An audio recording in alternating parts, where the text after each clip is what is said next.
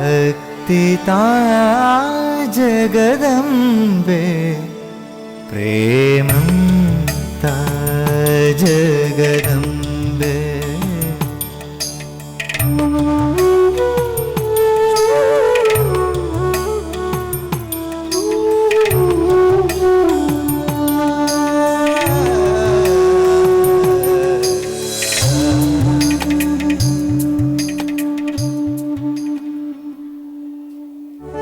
പ്രേമസ്വരൂപികളും ആത്മസ്വരൂപികളായിരിക്കുന്ന എല്ലാവർക്കും നമസ്കാരം.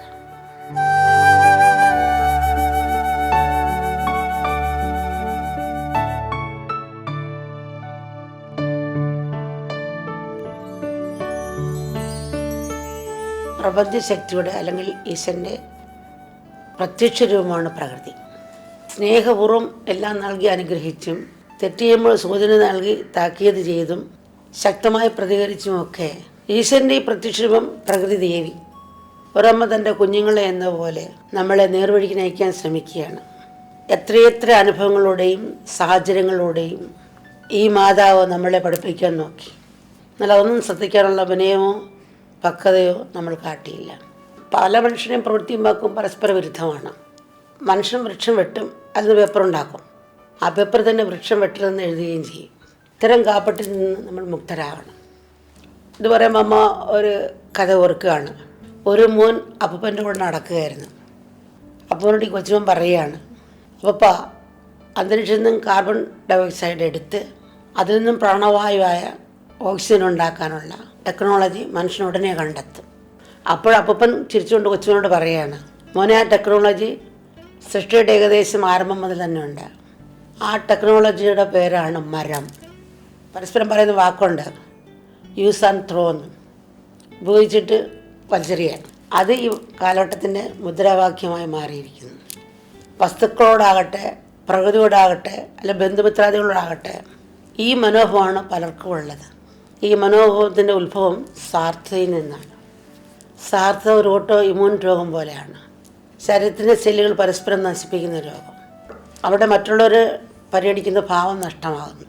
തൻ്റെ ലാഭത്തിന് വേണ്ടി ചുറ്റുമുള്ളവരെയും പ്രകൃതിയെയും ബലിയാടാക്കാൻ ഒരു മടിയും കാണിക്കില്ല. എന്നാൽ ഇങ്ങനെയുള്ള ലാഭം ഒരിക്കലും ആർക്കും ഉപകാരപ്രദമാകില്ല. സൂചന എടുക്കേണ്ട തുമ്പാണ്ട് എടുക്കേണ്ടി വന്നു എന്ന് പഴമക്കാർ പറയുന്നത് പോലെ കാര്യങ്ങൾ നമ്മൾ അവിടെ വരെ കൊണ്ടെത്തിച്ചു. ഇനി അത്യധികം കരുതലോടെ വേണം നമ്മൾ മുന്നോട്ട് പോകാൻ. ശ്രദ്ധിക്കണമെന്ന് നമുക്ക് തോന്നുന്ന ചില കാര്യങ്ങൾ അമ്മ പറയട്ടെ. ഒന്ന്, കഴിയുന്നത്ര മനസ്സിൽ ശരീരം അടക്കി ജീവിക്കുക. 2, ചെറിയ തോതിലെങ്കിലും ആധ്യാത്മിക സാധനകൾ അനുഷ്ഠിക്കുക. 3, പ്രകൃതി സംരക്ഷണം ദിനചര്യയുടെ ഭാഗമാക്കുക. 4, പ്രകൃതി ശക്തികളെ തരം താഴ്ത്തി കാണാതിരിക്കുക. 5, ജീവിതത്തെ വിശാലമായി കാണാൻ ശ്രമിക്കുക. 6, സ്വാർത്ഥതയും നിസ്വാർത്ഥതയും തമ്മിൽ ഒരു സന്തുലിതാവസ്ഥ സൃഷ്ടിക്കുക. എന്തെങ്കിലും നമ്മൾ നിസ്വാർത്ഥമായി ചെയ്യണം. അപ്പോൾ അവിടെ പറയല്ലോ, ഒന്നിട്ട് പോകുന്ന പോലാണ്, മറ്റെല്ലാവരും പൂജയിട്ട് പോകുന്ന പോലെ. ശരീരത്തിന് വേണ്ടി സ്വാർത്ഥമായി തന്നെ ചലിക്കുക. അത് ശരീരം കൊണ്ട് പ്രകൃതിയും തന്നെ നമ്മൾ നശിപ്പിക്കുക. ഒരു പുഴുവും ഭൂമിക്ക് വളം കൊടുത്തിട്ട് പോവുക. നമ്മളോ ഭൂമിയെ നശിപ്പിച്ചു, അന്തരീക്ഷം നശിപ്പിച്ചു പോവാം. അപ്പം നമ്മൾ ജീവിക്കുമ്പോഴെങ്കിലും എന്തെങ്കിലും നമ്മൾ നിസ്വാർത്ഥമായി ചെയ്യണം. 7, വിശ്വത്തിൻ്റെ പരമാധികാരിയായ ഈശ്വരൻ നടപ്പാക്കിയ പ്രപഞ്ച നിയമങ്ങൾ അംഗീകരിക്കുകയും അനുസരിക്കുകയും ചെയ്യുക. അഹന്ത വെടിയു, വിനയം ശീലിക്കൂ എന്ന സന്ദേശമാണ് ഈശ്വരനും പ്രകൃതിയും മനുഷ്യന് നിരന്തരമായി നൽകിക്കൊണ്ടിരിക്കുന്നത്. ജീവിതത്തിൽ തെറ്റായ തീരുമാനങ്ങൾ സ്വാഭാവികമാണ്. നമുക്ക് തെറ്റുപറ്റാത്ത ആരുമില്ല. എന്നാൽ അവ ശരിയിലേക്ക് നയിക്കാനുള്ളതാകണം. സ്വാർത്ഥതയും അഹങ്കാരവും അന്ധനാക്കിയ മനുഷ്യൻ തെറ്റായ തീരുമാനങ്ങൾ എടുക്കുന്നതും തെറ്റായ വഴിയിലൂടെ സഞ്ചരിക്കുന്നതും ശീലമായിരിക്കുന്നു. അത് സർവനാശത്തിലേക്ക് നയിക്കും. ഇത് ചരിത്രം നമ്മെ പഠിപ്പിക്കുന്ന വിലപ്പെട്ട പാഠങ്ങളിലൊന്നാണ്. അഹന്തയ്ക്ക് പ്രധാനമായും 3 ദോഷങ്ങളാണുള്ളത്. അത് നമ്മളല്ലാത്തതാക്കി തീർക്കുന്നു. യാഥാർത്ഥ്യം മറച്ചു പിടിക്കുന്നു. യഥാർത്ഥമല്ലാത്തവ യഥാർത്ഥമാണെന്ന് ധരിപ്പിക്കുന്നു. ഇപ്പം 3 ചേർന്ന് പിന്നെ നമുക്ക് ഒന്നിനെയും ഒരു സാഹചര്യത്തെയും ആഴത്തിൽ പഠിക്കാൻ കഴിയില്ല. കേവലം ബാഹ്യമായി മാത്രം കാര്യങ്ങളെ വിലയിരുത്തും. ബഹുഭൂരിപക്ഷം വിധത്തിൽ ചിന്തിക്കുകയും പ്രവർത്തിക്കുകയും ചെയ്താൽ പിന്നെ പ്രകൃതി ഈശ്വരൻ നമുക്കെതിരെ തിരിയുന്ന കാര്യത്തിൽ സംശയമില്ല. യഥാർത്ഥത്തിൽ ഈശ്വരൻ നമുക്കെതിരെ തിരിയുമെന്ന് പറയുന്നത് ശരിയല്ല. കാരണം ഈശ്വരൻ നിരന്തരവും ശാശ്വതമായ ഒരു സാന്നിധ്യമാണ്. മനുഷ്യന് ചെയ്തകൾ അവനെ ആ സാന്നിധ്യത്തിൽ നിന്ന് അകറ്റുമെന്ന് പറയുന്നതാണ് കുറച്ചുകൂടി ശരി. ഇപ്പോൾ ടോർച്ചിനകത്ത് ബാറ്ററി തിരിച്ചിട്ട് എങ്ങനെ കത്താനാ? അത് നമ്മുടെ തെറ്റാണ്. താക്കോൽ കൊണ്ട് കട തുറക്കണ്ട, തിരിച്ചിട്ട് തുറന്നാൽ താക്കോലിട്ട് തുറന്നാൽ തുറക്കുമോ? ഇല്ല. വയർ ലൂസ് കണക്ഷൻ ആണെങ്കിൽ ആ ബൾബ് ശരിക്കും കത്തുമോ? പുറപ്പെട്ട ആ ബൾബിന് പുക പിടിച്ചിട്ട് മൊത്തം ഇരുണ്ടിരിക്കുകയാണെങ്കിൽ ആ ബൾബിന് പ്രകാശം പുറത്തേക്ക് വരുമോ? നമ്മുടെ മനസ്സ് ബഹിർമുഖമാണ്, അന്തർമുഖമല്ല. എല്ലാം ബഹിർമുഖമാക്കിയിരിക്കുകയാണ്. അതുപോലെയാണ് ആ സാന്നിധ്യത്തിൽ നിന്ന് അകറ്റുമെന്ന് പറയുന്നത്. നമുക്ക് ആ സാന്നിധ്യം അനുഭവിക്കാൻ കഴിയില്ല. വിവേകബുദ്ധി മായുമ്പോൾ സ്വാഭാവികമായും സ്വാർത്ഥയും കുതന്ത്രവും മനുഷ്യനെ ഭരിക്കാൻ തുടങ്ങും. ലോകജീവിതത്തിൽ മുതലാളിയെ കബളിപ്പിക്കാനും തൻ്റെ പരിധി നിർത്താനും ഒരു പക്ഷേ തൊഴിലാളിക്ക് സാധിച്ചേക്കാം. പക്ഷേ ഇവിടെ മുതലാളി പ്രകൃതിയാണ്, പ്രപഞ്ചശക്തിയാണ്. അവിടെ മനുഷ്യൻ്റെ വേലത്തരങ്ങളൊന്നും വിലപ്പോകില്ല. നമ്മളിപ്പോൾ ഒരു തടാകത്തിൽ ഒരു കല്ല് ഇട്ടെന്നിരിക്കട്ടെ, വലിയ കല്ലുകൊണ്ടിട്ട് നടുക്ക്, അതിൻ്റെ ഓളം ചുറ്റിലേക്കും പോകും. എന്നിട്ട് ആ തീരത്ത് പോയി ഇടിച്ച് തിരിച്ച് വന്ന് ആ ഇട്ട സ്ഥലത്തേക്ക് വന്ന് കൂടെ നിൽക്കും. അപ്പം ഇതുപോലെയാണ് കർമ്മഗതി എന്ന് പറയുന്നത്. നമ്മളിപ്പോൾ ഒരു പാട്ടിൻ്റെ തരംഗരൂപത്തിലാണ് നമ്മൾ ടേപ്പ് പിടിക്കുമ്പോൾ ഞങ്ങൾ കാണുന്നത്. എല്ലാം ഒരു തരംഗമെന്നാണ്, ശരീരഘടകങ്ങളും എല്ലാ തരംഗരൂപത്തിൽ പോകുന്നതാണ് സയൻസും പറയുന്നത്. എന്തായാലും നമ്മുടെ സംസാരം ടേപ്പ് പിടിക്കുന്ന പോലെ നമ്മുടെ കർമ്മങ്ങളും ടേപ്പ് പിടിക്കുന്നുണ്ട്. അതാണ് മനസ്സാക്ഷി എന്ന് പറയും നമ്മൾ. അപ്പോൾ ആ മനസ്സാക്ഷി ടേപ്പ് പിടിക്കുന്നുണ്ട്. നമ്മുടെ ഉള്ളിൽ പുറത്തു കൊണ്ടൊരു ടേപ്പ്, അകത്തു കൊണ്ടൊരു ടേപ്പ്. അതുകൊണ്ട് നമ്മൾ ചെയ്യുന്ന ഓരോ കർമ്മത്തിനെയും ഫലം കറങ്ങിത്തിരിഞ്ഞ് നമ്മളെ തന്നെ എത്തിച്ചേരും. ഗണിതശാസ്ത്രം പോലെ അതൊരു കണക്കാണ്. പ്രപഞ്ചത്തിൻ്റെ മാറ്റമില്ലാത്ത നിയമമാണ്. നിഗൂഢമായി സത്യം അറിയാതെയാണ് നമ്മൾ ജീവിക്കുന്നത്.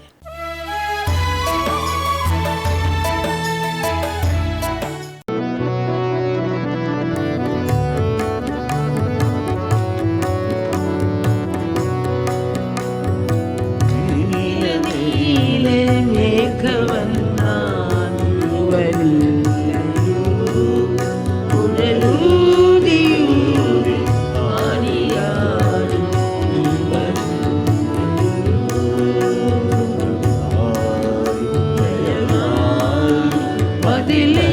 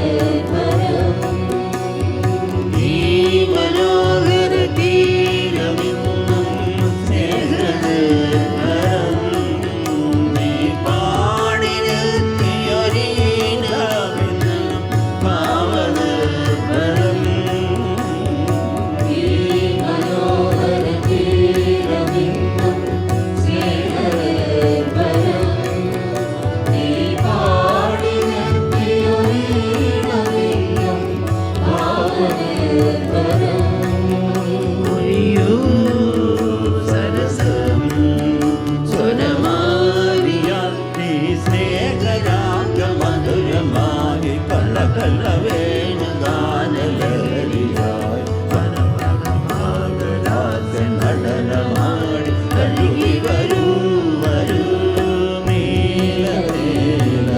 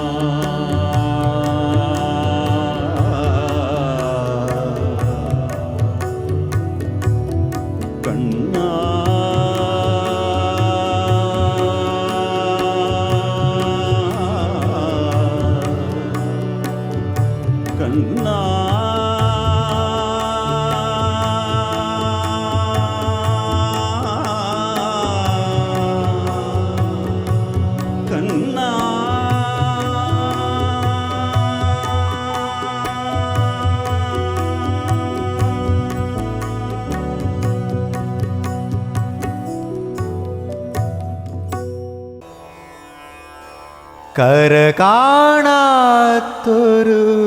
കരുണ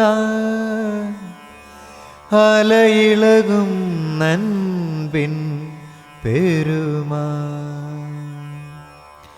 നിലയറിയാത്ത നേതാന്ത നിയോഗം നിലയറിയാത്ത നേതാന്ത നിയോഗം അറിയുകയൻ ഗുരുവേ.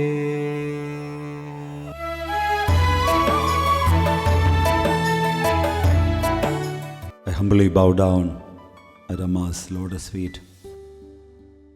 The diverse world of objectivity is constituted of innumerable living and non-living beings. There are countless names, forms, objects, colors, sentient and insentient things, visible and invisible creatures, audible and inaudible sounds, etc. And the subjective world is that of oneness. That means I is the subject. And without I, the pure subject, the objective world of diversity cannot exist. So being comes first and doing follows.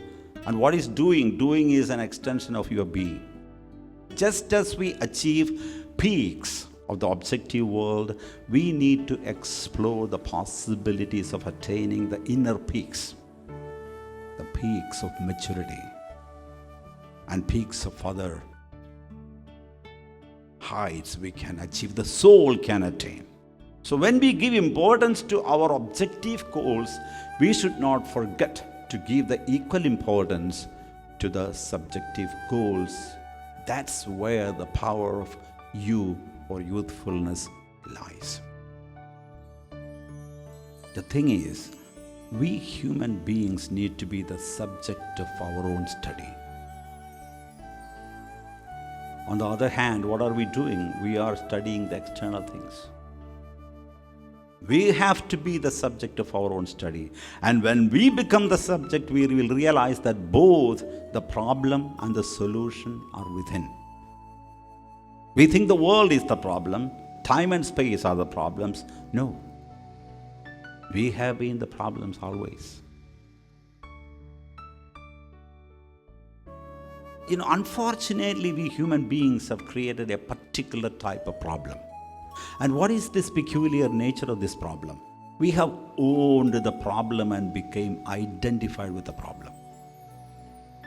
The problem has become like our most beloved baby. The problem is our most beloved baby. We are like a school teacher who is capable of disciplining other children but not our own.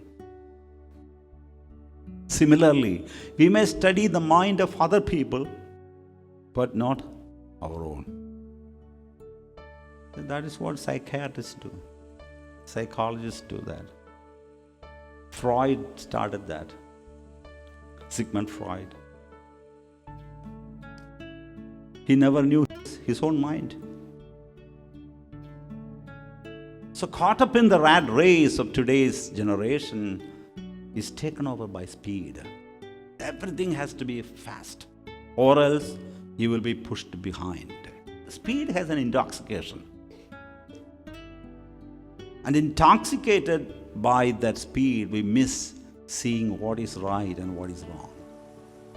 We miss being in the present moment where the presence of life is in all its fullness.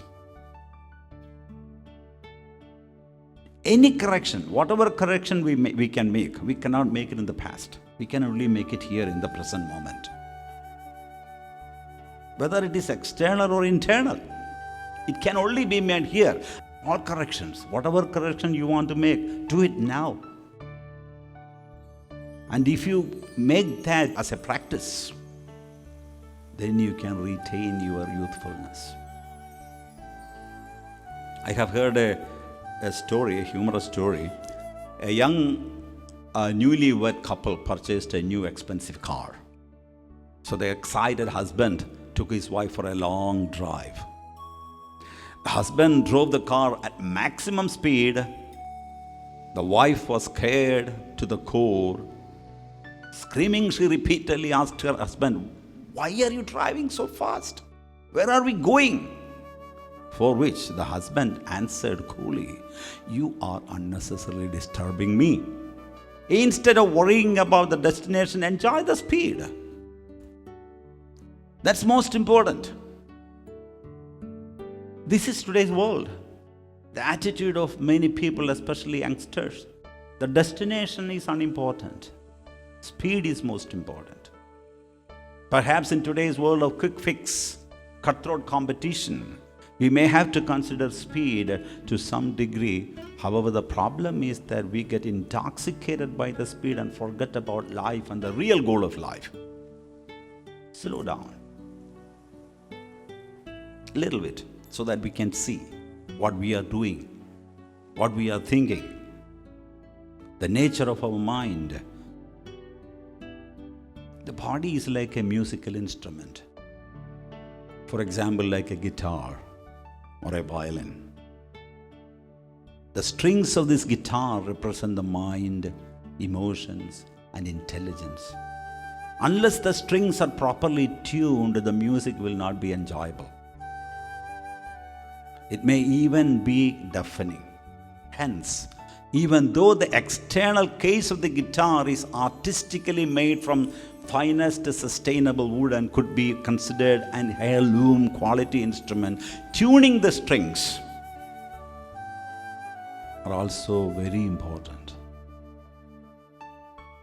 So down the line, when we are older, it will be too late to realize that we should have known all along that the body, mind, and emotions properly cared for would have allowed us to lead a harmonious life. So stop abusing our bodies. Stop feeding your body with negative emotions and unhealthy food. Just letting the mind wander away the way it wishes will not take us anywhere. A proper understanding of the nature of your emotions, desires, is also important. Perhaps it is okay to let your mind wander, because it happens. You cannot have control, perfect control over our thoughts and emotions. But be aware of the wandering of the mind. The mind wanders. Be aware of it. Watch the movements of the mind.